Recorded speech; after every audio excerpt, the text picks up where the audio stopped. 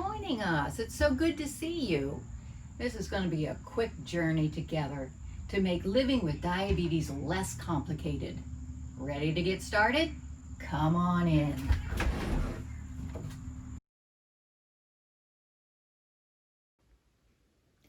How did you find out you had diabetes?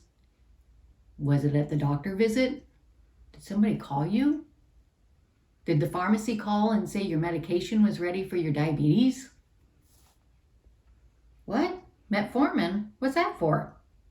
No, I don't have diabetes. I think you have the wrong number. Most of the time, the diagnosis catches us by surprise. Our first response is there must have been a mix-up. Maybe the labs got mixed up or they called the wrong person. Does it sound familiar? You're not alone. So what is this diabetes and why should we care? Let's talk about that.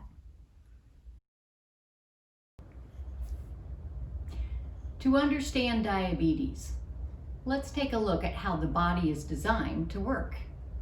We eat food. Many foods have carbohydrates. Can you think of some foods that have carbohydrates? Yeah, that's right. All of our fruit and our pastas and our rice, breads, and potatoes, and don't forget corn. Our milk has carbohydrate, and of course, our sweets. This is good because the intestine takes this carbohydrate and converts it to glucose. And glucose is our fuel. So let's pretend this is our cell. And now our intestine has changed all this into glucose and it's in our blood system. It needs to get into the cell. The way that happens is the body releases insulin. Insulin locks into the doorways all around the cell. When they're all locked in, cell opens up. And then the glucose can get into the cell.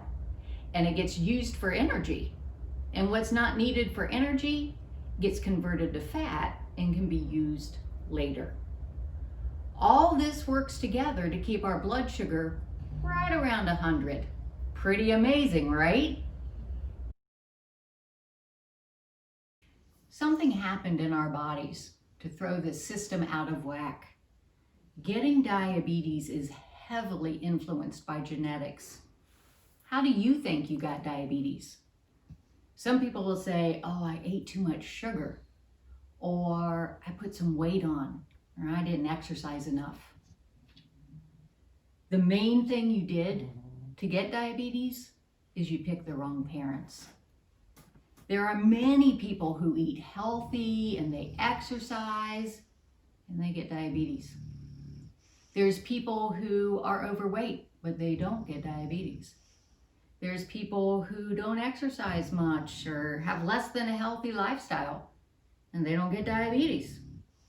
So what's going on in our bodies that result in the diabetes diagnosis? Have you heard of insulin resistance? It's exactly how it sounds. The cells are resisting the insulin. So instead of the insulin locking in nice and neat and opening up the cell is rejecting it. The pancreas has to work harder to produce more insulin, bombard the cell with insulin until the cell says, okay, I'll open up. That makes the pancreas work harder. If we have the genetics for diabetes, that can trigger the pancreas to start to wear out and make less insulin.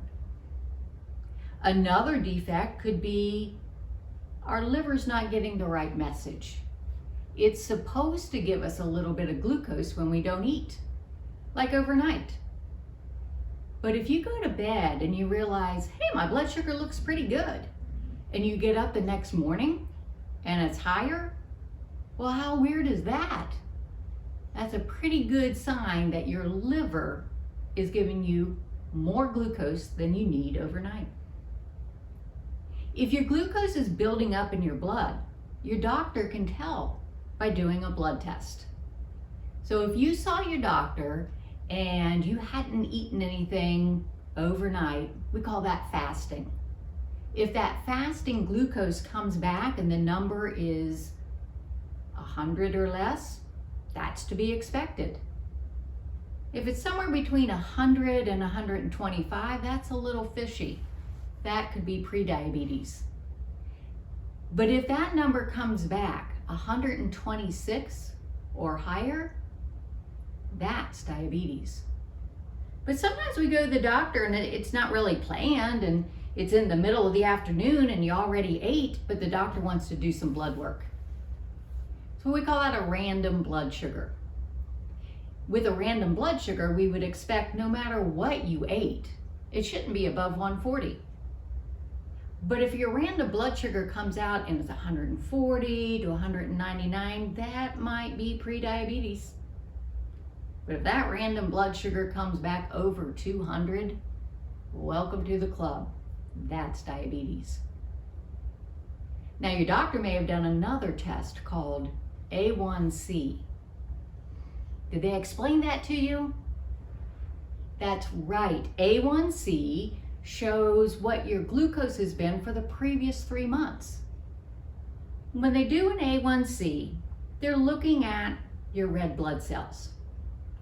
And red blood cells live for about 3 months. As they're going through the blood system, there's lots of things in the blood system, including glucose. So we'll just kind of pretend this is glucose, all right? And when the glucose is usually staying right around 100, every now and then the red blood cell will run into a glucose. And when that happens, it sticks and it doesn't come off until this guy dies.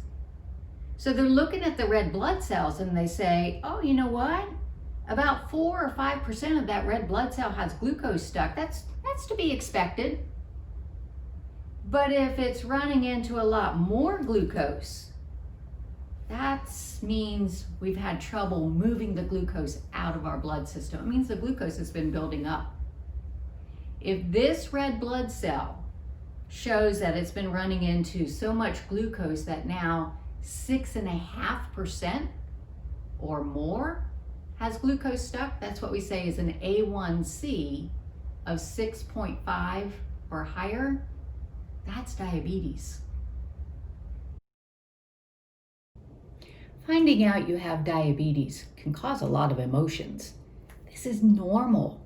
It's important to develop a support system to help you on this journey. Diabetes can't be cured, but it can be managed. And studies have shown that well-managed diabetes can reduce your risk for diabetes-related complications by 80%. So where do we start? Number 1, realize that diabetes is a disease. It is not a character flaw. Number 2, you deserve safe blood sugars.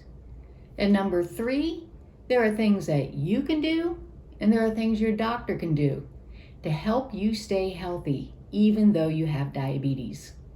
So I hope you'll join us in our upcoming video visits where we'll talk about things like checking glucose and what do the numbers mean? What can we eat and how can we get more active? If you need medications, how those can help too. Many tips will be shared to help you be the boss of your diabetes and live the life you want. So I'll see you soon for our next video, and it doesn't have to be complicated. Live your life with diabetes.